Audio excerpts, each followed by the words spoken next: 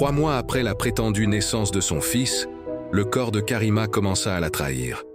Elle ressentait des écœurements violents, vomissait au petit matin, supportait difficilement certaines odeurs.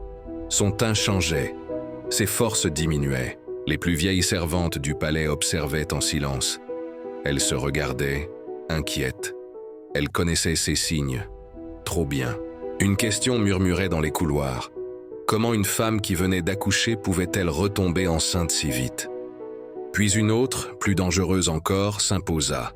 Qui était le père, puisque le roi était mort depuis longtemps? Les rumeurs se répandirent comme une traînée de poudre.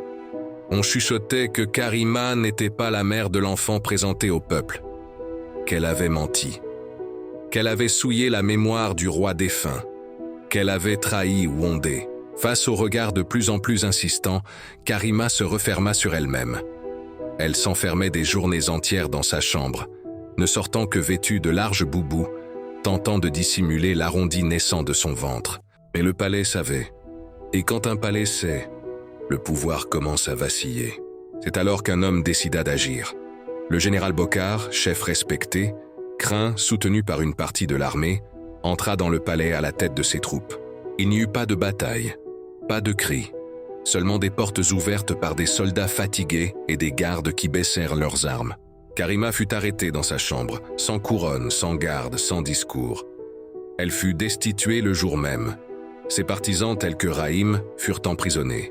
On plaça Karima sous surveillance dans une chambre isolée du palais, froide et silencieuse, loin des tapis, du vin et des privilèges. Pour la première fois, elle ne commandait plus personne.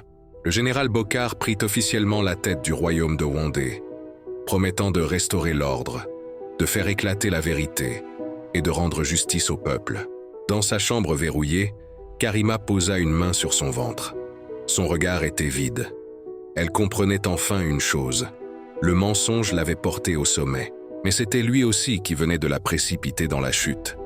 Désormais, elle n'était plus la reine de Wondé.